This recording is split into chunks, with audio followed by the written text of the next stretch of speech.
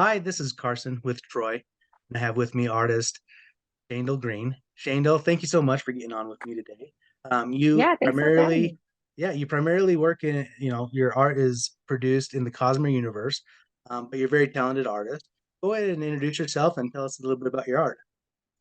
All right, so yeah, my name is Shayndl Green, and I do a lot of Cosmere art. I'm actually primarily a teacher. I teach fifth grade, but art has always been something that I've loved. And yeah, I don't really know what else to say about myself, but big fan of fantasy and Cosmere and art, and so I guess that's me. Also, I should just mention that this is my mother's studio, so if you're seeing a lot of like sewing and stuff like that, that's just where I'm set up. So, That's hilarious. Right next to me is my wife's sewing machine. She sews oh, blankets and that's different funny. things. So that's Oh, awesome. cute, cute, cute. Yeah, there's a bunch of like Um, mannequins behind me you can't see, but so which is oh, probably a good really? thing. Yeah. That's hilarious. So when did you realize you had a talent for art? Like, were you always just drawing in middle school and elementary school and stuff like that? Yeah, I mean, I always loved art. I think I always kind of was a creative kid.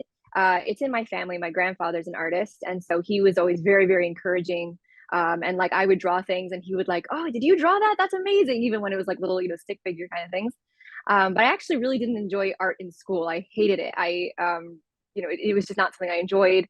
Like, the teacher would say, "Draw a flower," and mine would like not really look like a flower at all. And all the other girls would like draw like nice little flowers.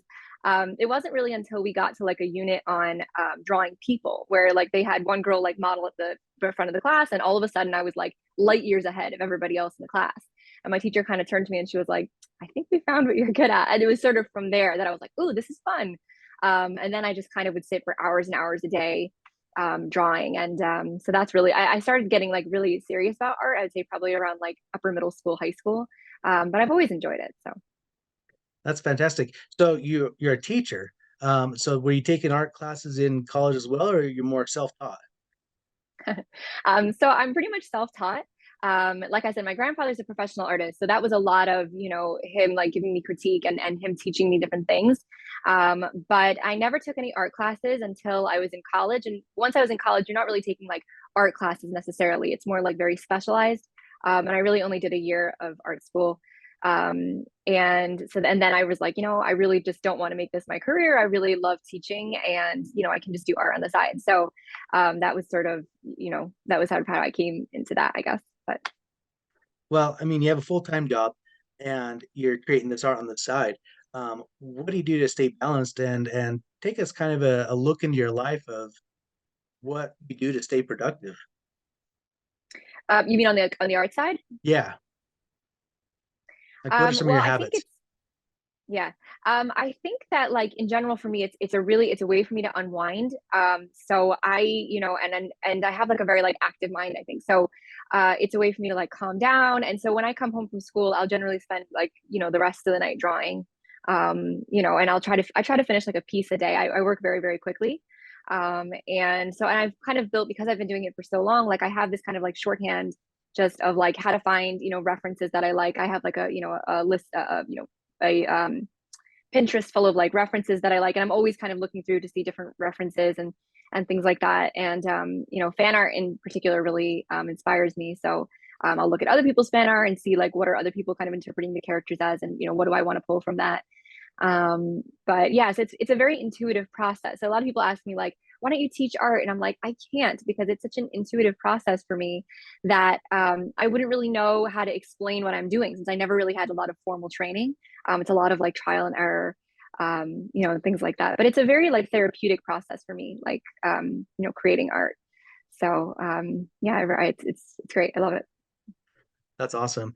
I've tried to, I've taken some art classes and stuff, and I think I could get good if I continued on and like practiced a lot. But because I did get fairly okay. I wasn't great or anything when I was taking art class, but like after that art class ended, I stopped, and so, Yeah. your progress stops. What have you done to continue to get better? So it's really interesting because I think that this is the number one comment that I get. People say, "Oh, I could be an artist like you, but I like, or I could never be an artist like you. I could never get to how you are, where you are." And I'm like, I don't think that's true. Like, I'm not a prodigy by any stretch of the imagination. I was not one of those kids at like 2 years old was like creating masterpieces. It was more just that I wanted to put in the time. And so I would spend hours and hours and hours and hours a day, working on it. And if something bothered me, I would look at it from like a very analytical standpoint and be like, I really want to get to this place. I want to be able to do this thing with my art. How do I get there? And then I would look up videos on how do I do this thing. And I think with a lot of art classes, I get parents asking me like, oh, should I sign my kid up for art classes? And I'm like, well, it's fine. They're not going to really learn how to draw or anything. Because a lot of art classes are like, here's how you draw a tree. Here's how you would draw a rock. Here's how you draw a house. And really what art is about seeing how, at least for me, a lot of it is how does light interact with, objects and learning, things like that, and how do different objects interact with space and shapes and things like that. And so, the more that you're observing the world. So even when I'm out, if I'm walking around my neighborhood, I'll look and see, well, how does, light interact with the tree and, things like that. And then I'll create something that way rather than like, what do I perceive of as a tree in my head? Because the problem is that as human beings, we have images that go along with words for us. So when you say tree, there's automatically a picture of a tree that shows up in your head, but that's actually not the best way to draw. So I always tell people that are looking to, get better at artwork, go outside or look up pictures and kind of dismantle your idea of what a tree looks like. Or if you want to draw people, this is a big one because people have an idea of what a nose looks like, a mouth looks like, and then really it doesn't. It's just a combination of shapes and lines and things like that. And so that would be, I think that's like my number one tip for artists.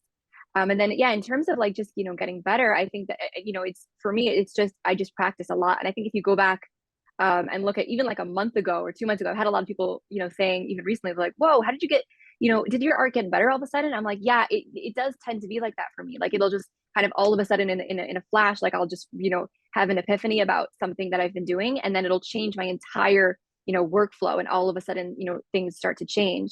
So you can go back and even not that long ago, look at, I'll do this. I'll go back and look at my artwork and cringe. And I'm just like, oh man, even like from a few months ago, I'm like, I can't look at it. It's so bad. It's so bad. But I think that's a good thing. That means that you're growing. So Oh yeah, and that is a great tip for anybody who wants to become an artist. Um, Being able to practice, like I agree with you 100% that there are some people out there that are prodigies and can draw mhm. from day one or whatever. But I think the majority of people, if they just set their mind to it and practice, they might Mhm. not be a professional artist, but most people I think can get to a point where if somebody sees a tree or a person that they're drawing and creating, that they'll be like, oh wow, that's amazing. It's just like anything, right? Practice makes perfect, really. Yeah. Well, I like actually, I once heard someone saying like actually practice makes progress. And I thought like that, yeah, that's a really great way, especially when you're talking about art. Like it's such a great phrase because, yeah, like I've never met an artist who is satisfied with their artwork. Every time I go to my grandparents' house, my grandfather's like, come look at this piece. I don't know what's wrong with it. I can't figure out what's wrong with it. I don't like it. And I think like as artists, we're always going to be a bit critical. And it's a good thing to be able to step back and go, okay, I really like this is really good, or I've come so far. But I think that there's something that's nice about that. You should always be looking to grow, and hopefully always be getting better. And so yeah, so I think that like the more you work at it, and I get like not everyone has the kind of time that I have to really put in the hours to do it, but and I know that that can be very frustrating for people because they have children or other obligations that they just don't have hours a day to sit and practice. But even 5 minutes a day, you will see improvement. So No, and that's a great tip as well, is consistent practice, even if it's 5 minutes, will do a world of good. And it's funny mhm. as a person that's creative, whether that's art, um, whether that is being an author or leatherworker or blacksmith or whatever you want to do. This brought to my mind when your grandpa said this. He sees the flaws, right? Like when like I stamp leather and like I'll show Mhm. something to my family and they'll be like, oh, it's good or whatever. And I'll be like, yeah, but there's like five missed stamps here that I messed up. Like we see that and like nobody like they would have never even seen that. And it's kind of funny, it's in our head that we do that. Do you have any advice for those people who are struggling, they're creating stuff and all they see is the flaws? I think that that's very typical for artists. That artists tend to be very detail oriented, and so you're always going to be looking at what you can be doing better. I think a big one for me is if you are frustrated with a piece, walk away from it for an hour or two, and then come back to it. And sometimes your brain will shift. And certain things that you're like, why is this not working? Why is this not working? It could be that you're just too close to it, and you have to kind of move away from it a bit and then come back to it. And the things that you're seeing as problems, you'll either be able to fix, or you'll realize that they were not as big of a problem as you thought they were.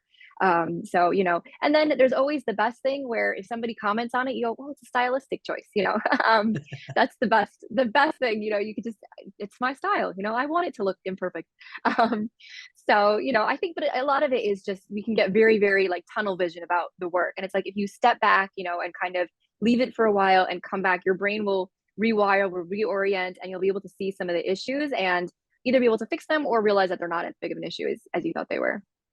No, that's great advice. You have very, very fantastic work based on the Cosmere. What drew you into that?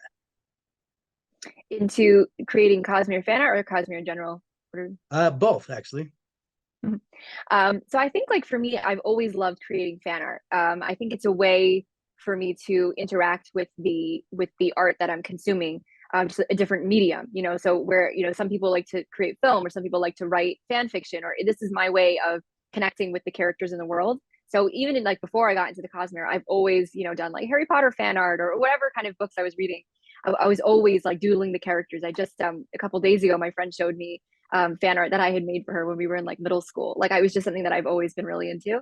And then with the Cosmere, so we were talking about this a little bit before, but I got into the Cosmere kind of through a writing standpoint. I love writing as well. And so I was looking up some writing videos and, kind of came across Brandon that way. And so then when I started reading the Cosmere, I wanted to create fan art for it. And, thank God, just had a really great response to, the work that I was doing. I think that because I am really like, lighting is a huge part of my artwork. It's like the thing that I enjoy doing the most is different lighting techniques. When you have an entire series called Stormlight, it's going to very much appeal, I think, to my style. So I think that in general, the Cosmere and specifically Stormlight just works really well with my style. And it's really nice to have the community. So I think a lot of people will say that, like, I have friends who follow me who are not, necessarily in the Cosmere fandom, and they're like, "Don't you want to draw anything else?" And I'm like, to be honest, like, I do draw other things, but I enjoy the community that I've built online with other Cosmere artists and people who love the Cosmere. And so it's nice for me to be able to bridge those two things, like my love of reading and the artwork that I'm doing. That's awesome. And for somebody who wants to become an artist and get paid for some of their work, you've created a niche in the Cosmere market with this fandom that people can reach out. I mean, you could have done that with Harry Potter or um, Rick Riordan's Percy Jackson or whatever. What were some of the things, like, what did you see in your head to be like, oh yeah, like this is what I want to focus on? Well, I think a little bit of what I was talking about before with the lighting kind of techniques. But I also, just for me, I'm a very, very character driven reader. So when and it's funny because I'm actually not a very visual person. Like, I don't I think, like, some people when they read, they can really like visualize what's happening in their head, like almost like a film, playing out. And I'm not actually really like that. So a lot of times, like, I'll come across a character and I'm like, oh, I wonder how I would interpret that character.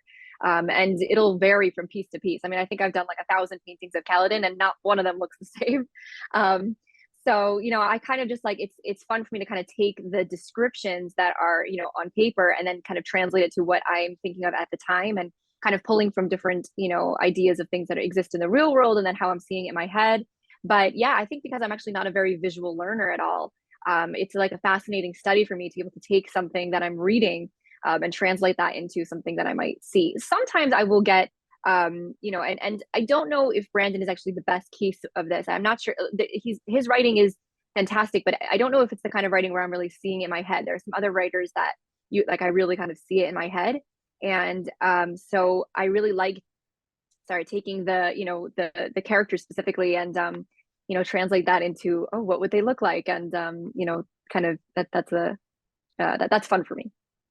So when you picked up the Storyline Archive, Wave Kings, was it immediate? Like, oh man, I have to draw Cal, I have to draw Sil. Like, was that like an immediate reaction that you had when you were reading the book? Yeah.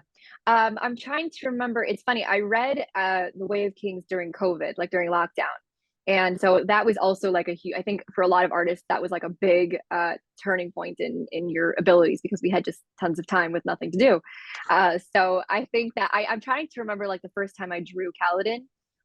But yeah, I think like right away I was like, oh, I just want to draw this. I want to, kind of, draw this character and some of the other characters as well. So yeah, I think it was pretty right away. And granted, you are so talented that you could have really done anything, even outside the fantasy scope. What really drives you to fantasy? Well, I think that I've just always been into fantasy. The first fantasy book that I really remember reading was, I think my father read to me Charlie and the Chocolate Factory. And I was about, I think maybe like 6 or 7 years old. And then from there, and I was, I was pretty advanced as a reader. And so I was reading things like Wind in the Willows. I think what started it for me was really Cornelia Funke's books. I don't know if you're familiar with like the Inkheart series and Dragon Rider and the Thief Lord. Her writing really kind of opened something in my head, and it was the first time I remember like completely falling in love with characters and feeling that the characters were so real. So that's when I was about 11 or 12, and then from then on it was just I read about exclusively fantasy since then. So I think that fantasy has become very popular recently, which is great. I love like we just have we're so like this like wealth of fantasy these days.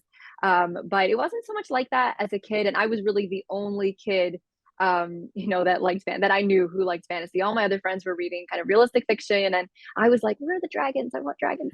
um so and yeah, and so from there I kind of moved into different kind of fantasy staples as I grew into my teens and later on. So I think I've always been interested. I do not remember a time where I was not interested in fantasy. I mean, even like really young, I collected Beanie Babies because I was a 90s kid, and I loved the fantasy ones. I wanted the ones with the sparkly wings, and I don't know. I think it's just something like kind of built into my psyche. I think also like I was talking about my grandfather before, and he's also really into fantasy. He loves vampires. He loves Marvel movies. I'm like, where did how many people with their grandfather like I'll go and watch Marvel movies with my grandfather. And he was like super into like Xena and all these things. So I think I just kind of grew up around it. It was just like always around, and so yeah, it's just always been a part of my life. Now you talked about your friend that showed you some Harry Potter drawings that you did. Do you remember like the first character that like you're like, oh man, I have to draw this. I have to get this on paper.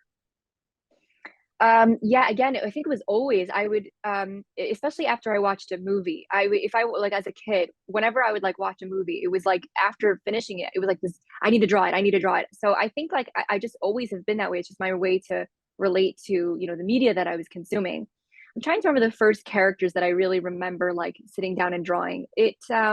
I mean, it's hard because until I really got into like digital art, I was kind of limited in, my ability to really draw. I think when I was reading Harry Potter, it was around the time that I started really getting interested in, improving my artwork. And so I still have, I should probably post them. I have these like drawings of, the stars from the films and things like that. And so yeah, I think that's probably the earliest would have been probably Harry Potter, although I'm sure I did earlier. I just don't remember. I mean, if I have like my notes from like middle school, they're covered in drawings. I'm sure if I go back and look at them, I'll find, the Inkart characters all over it, I'm sure. But yeah. That's awesome. You post the stuff on social media. You also have an Etsy store. What else have you done to market your work? So I actually was not like super interested in marketing my work. I had to be kind of pushed into it by Katie, and I don't know. I felt like, to be honest, every time someone buys one of my pieces, I go, "Really? Like, why are you buying my artwork?" Which I think goes back to what we were talking about like the perfectionist thing. But people have been telling me for years, like, you should sell your artwork, and my first response is, well, do you want to buy one? Because a lot of people say that, but then, it's not quite that simple. And I think also like for me, I was always like, oh, no one's going to want to buy it. I'm not quite good yet. I'm not good enough yet. And, Katie was like, you need to do this. You're sleeping on this. And I was like, okay. But I feel very uncomfortable marketing my artwork. I think this is a really common thing amongst artists is that, we'll be like, well, you can buy it if you want. Like, we're pretty shy about it.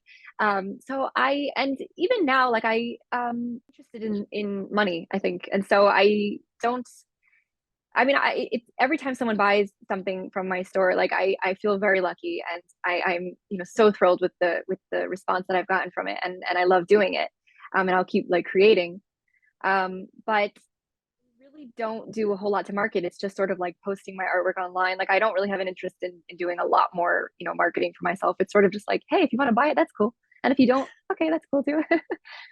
So, No, and that's fine because lots of people feel that way. I mean, I've talked to a few authors, a few artists that feel that same way. Like, I don't do this for the money. I do it because I love mhm. it, and people apparently like it as well. So I'll, for those people, I'll sell my book or I'll sell my art. Yeah. But at the Yeah, I same, think that like go ahead. one of the reasons why I didn't end up going into an art career, I originally was thinking of going into a career in animation. And one of the problems was that I saw that the more that I was doing it for a job, the less fun it was. And I was like, I don't want to get to a point where I don't enjoy doing the artwork because it's my job. And so, I found something that I love, equally as much. And so I can, I don't have to rely on my artwork supporting me. Like I have a job, so I don't have to worry about it. And I think that if I had to like really be selling myself and selling my artwork, it would become so stressful. I just don't think I would enjoy it anymore. So, No, I think that's common. And mhm. you mentioned Katie. That's Katie Payne.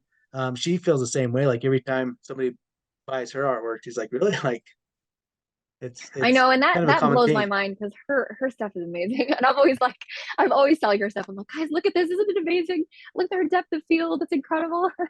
So, yeah. No, she is amazing. My brother or my son has a couple art pieces that he got in Dragon Still. Um, that it's fun and she's a great person. So obviously your grandpa is a big inspiration, I'm sure. Who else Yeah. inspires you, and who do you look up to in your artwork? Like artists that I look up to. Yeah.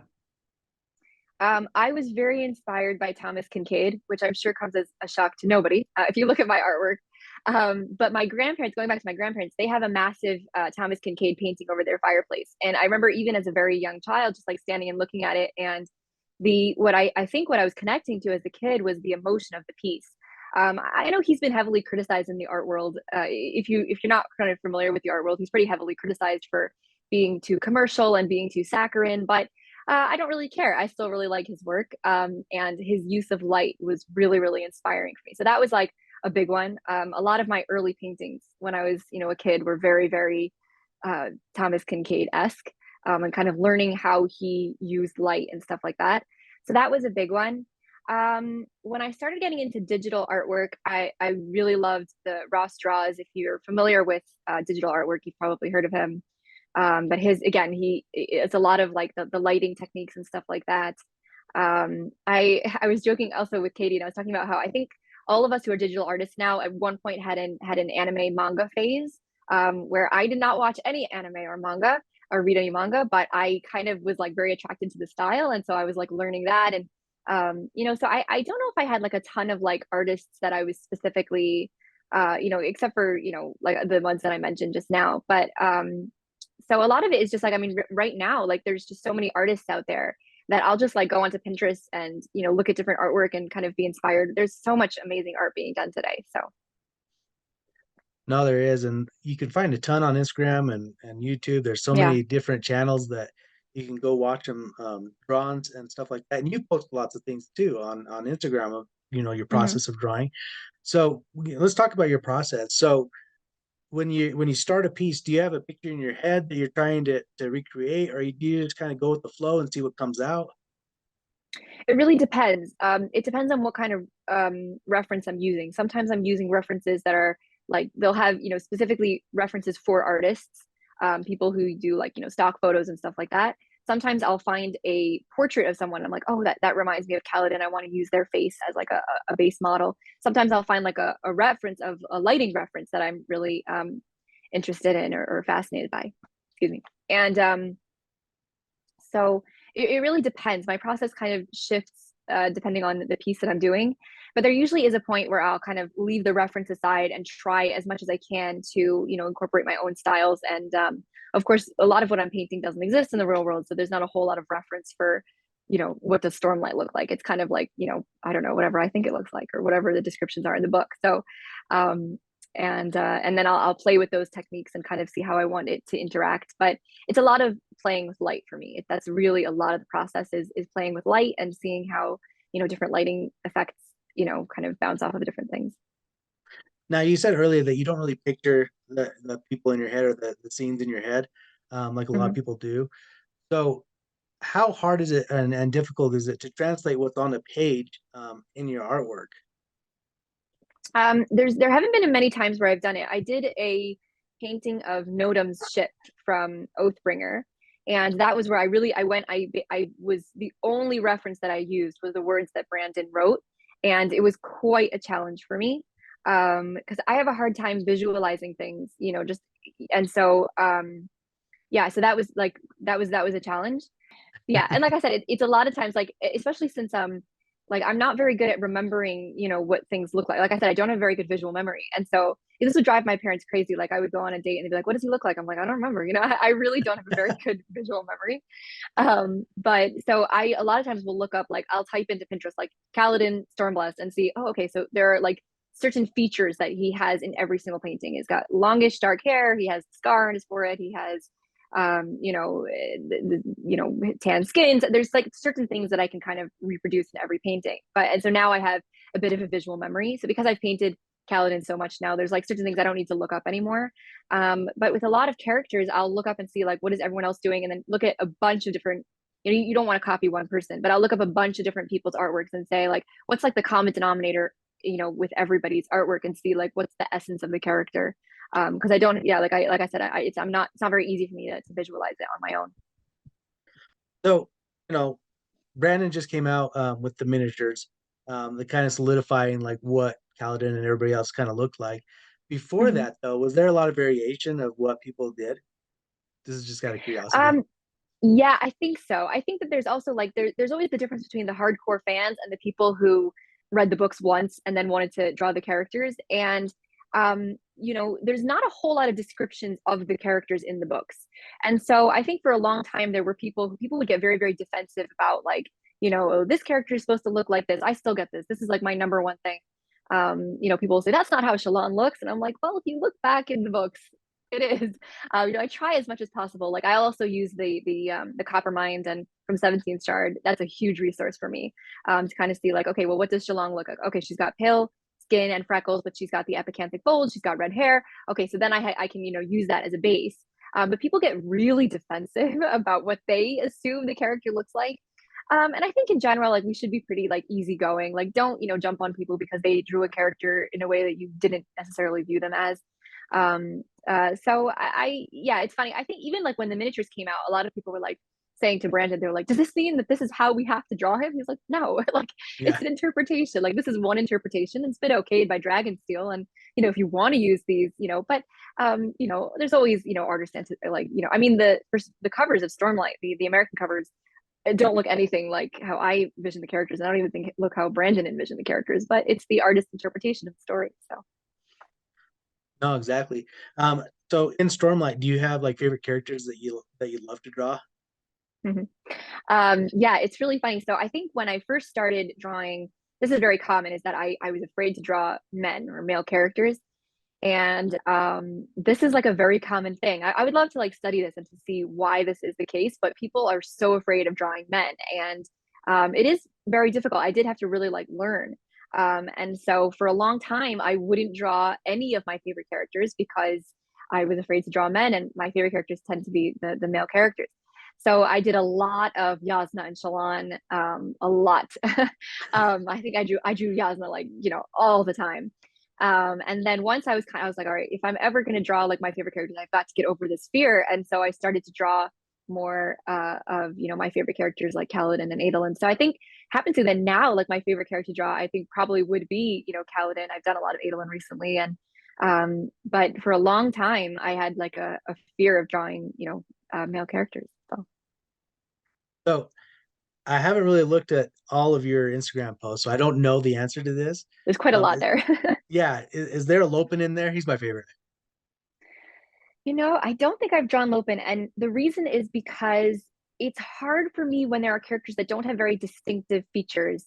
And Lopin is one of those characters. Like I keep thinking, I'm like, well, how would I make Lopin?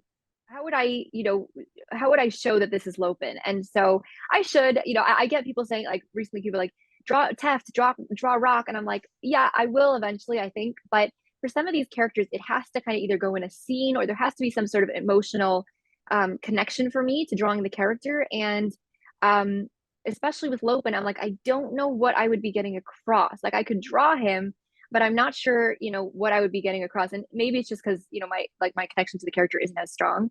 But yeah, I know I should branch out a bit more and draw some other characters, but it is harder for me. So, are there So I don't think characters I have to. that you want to draw? I mean, like you said, you're not a big, you're not a draw to draw open. Are there characters where you do want to draw them and you just haven't had the chance yet? Um, that's a great question. Yes. Well, first of all, just because I haven't posted it doesn't mean I haven't tried drawing them. So there have definitely been characters that I have tried to draw, and I just haven't quite gotten to the place where I feel like, because for me, I always want to feel like when you look at it, you should be able to know what character it is. And there are some characters that I just either I haven't been able to find a reference that I like enough for me to draw them. A good example would be Vasher. I really would love to draw Vasher, and I for some reason cannot find a reference for him, or I'm not sure what it is, but I just every time I try to draw a Vasher, it doesn't end up working for me. um so yeah, I think that's there are a couple characters like that. Kelsier is one of those too, oddly enough. I've done a lot of Kelsier, but I don't know if I've ever been really happy with my Kelsier drawing. So there are a couple characters that I would like to get to eventually, but for whatever reason, I just kind of feel like I'm not sure how I would represent this character. No, and this is for people who want to become an artist. I think this is great advice and great insight into how you work.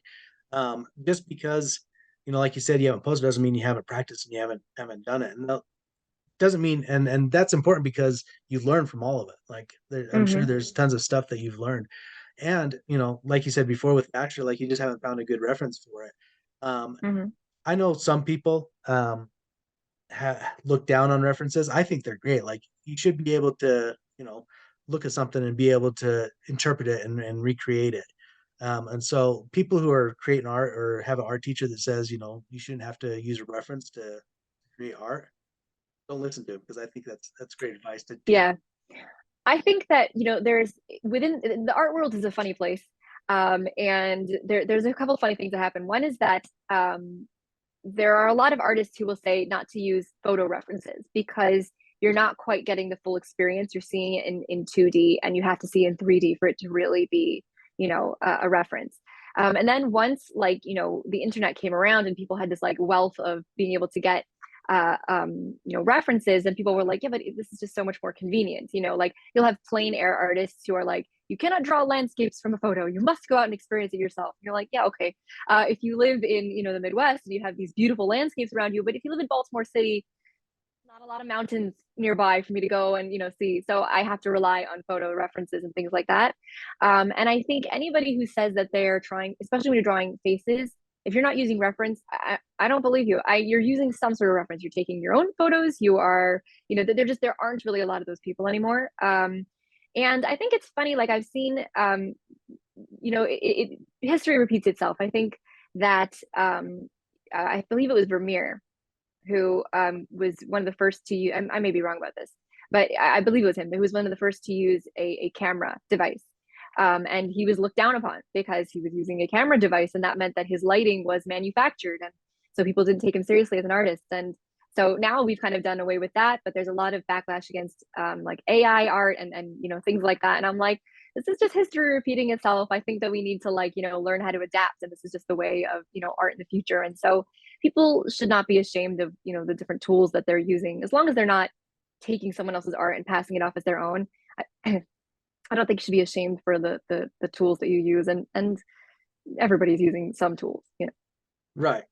And even there isn't any new original idea. Like people just take one idea from somewhere and another idea from somewhere and like match it together. I mean, the Stormlight Archive is and all of Brennan's work is kind of like that. Like he takes stuff from real life, stuff from in his head, and he mashes them together and Mm-hmm. comes up with something. And that's kind of the same deal. Like you have what's in your head, you have a reference, and you can play off that and create something wonderful for it. So those people who are Yeah. beginning their journey, like um, don't always listen to those people who say like you don't have to use reference. Yeah, this is a great irritation for me. Whenever people say like Harry Potter's not original, it's just this. And I'm like, yeah, okay, but like you could say that about anything. Like human beings don't create new things. We just take two things and put them together, you know.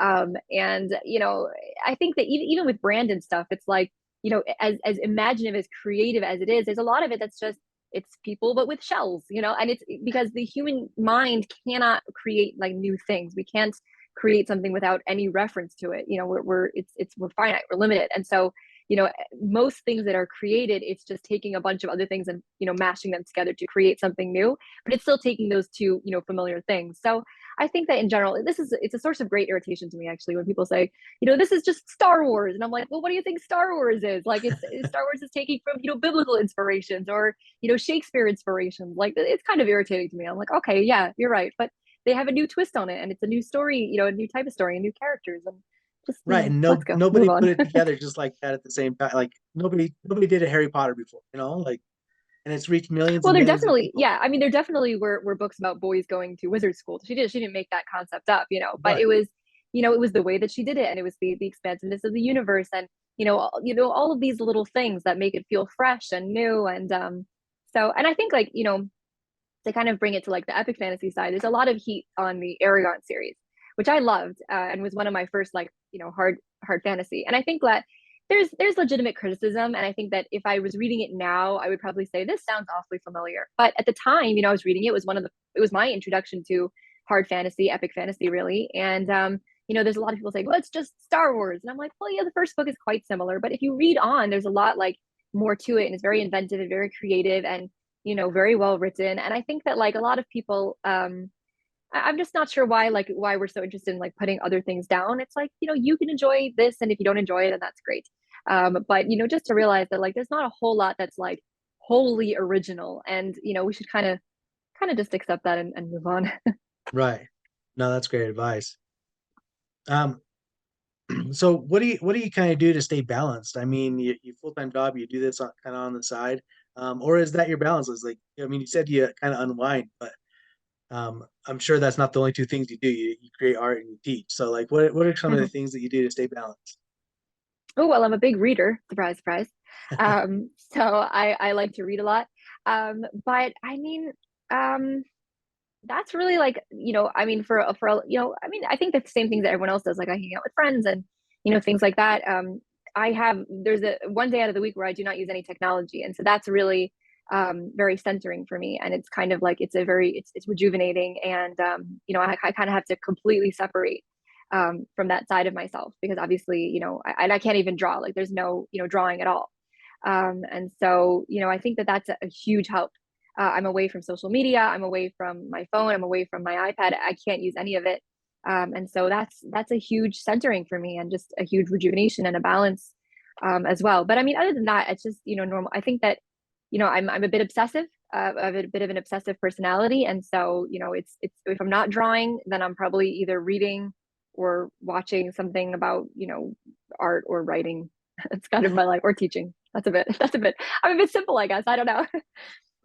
Well, you said you got into Brandon Sanderson because you were writing and you were looking at his teaching. So do you write a lot? Is that a future goal of yours to produce your own work? No. Okay. Yeah, I do love to write and I do not want to be published. I writing is very, very therapeutic for me and it's something that I enjoy doing and I think that I'm moderately good at, but I don't have a whole lot of interest in publishing. I don't really want to get into that world. I kind of like just having, you know, the characters for myself. I have friends that I'll send it to, and I've definitely, you know, had people on social media who I'm like, hey, would you mind reading my stuff just to get some feedback? It's nice to get you know feedback. It's hard to grow without feedback. Right. But and I enjoy the exercise of it and I find it fascinating from kind of like an anthropological standpoint. I think that like you know human behavior is fascinating and so when you're writing you get to explore, especially when you're writing fantasy, you get to explore like some extremes and you know people different from myself and exploring like people with different belief systems from myself. And I've heard Brandon talk about this as well, you know kind of getting to explore different types of people and getting to learn yourself. You know when you're writing you'll write from a character and you're like, oh, I guess I believe that. I didn't realize that I believe that, but that's what they're saying. So, you know, so and kind of you can crystallize your own beliefs within the stories that you're writing, and see the themes that keep coming up in the things that you're writing. And so, yeah, I find that really fascinating, but I don't have a whole lot of interest in publishing. No, that's okay too. Like you said, it's something that's therapeutic, and you can discover Hmm. yourself as you're writing. I think that's great for, this podcast, is about fantasy and science fiction creators, really, like anybody that wants to create anything science fiction and fantasy. And that doesn't necessarily mean that you always have to get your stuff out there. So Yeah. that's great. Do you have any advice for anybody that wants to start this journey as an artist, or just to get better at art? Well, I think what I was talking a little bit about in the beginning, I think that people are very afraid to try, and people are very afraid to be judged by other people. And certainly, if you're putting your work out on the internet, you have to be okay with that. Although, really, thankfully, I've not had a lot of, everybody's been really supportive for the most part. Um, but I think that, you have to get critique at some point. You're just not going to get better if you don't have other people looking at it, and you have to get a combination of artists looking at it and just regular people, or non-artists, regular people. But you have to kind of have a lot of people looking at your artwork and seeing, what are they saying, and you can kind of guide them in the kind of critique that you want. Say, like, telling me that it looks beautiful doesn't help. I want you to tell me what you like about it, what you don't like about it. I think for me, like I was talking about before, kind of to bring this like full circle, one of the best things that I had was, my grandfather being able to tell me, like, different things. And he would really point out, and he was very, very supportive, but he was not sugarcoating anything. And he would say, well, your proportions are off here. And if you change this, then all of a sudden you'll see a difference. And, those little things really, really helped. And so I think that that's number one. And I think also just, practice every day, and yeah, just like every day practice a little bit, and you will see progress. It might take you, longer than you see other people, and don't get discouraged by other artists. Like, I do kind of feel bad about this, because I think that I progress very, very quickly. And I believe that I was given it's a gift. And I think that, like, as hard as I've worked on my talent, I was given an innate gift. I have the ability to draw, and it's just the way that I see the world, and I'm able to take that and then, transcribe it onto paper. But don't let that discourage you, because everybody works at a different pace, and it doesn't mean that you're not going to get, to the place that you want to be. It just might take you a little bit longer. So I definitely think the practice every day, and make sure that you have other people looking at your artwork and giving you feedback, is two very important things. Perfect. Thank you so much for getting on with me, Shayndl. Go ahead and tell everybody how you can get a hold of you, and get a hold of some art if they want to buy it.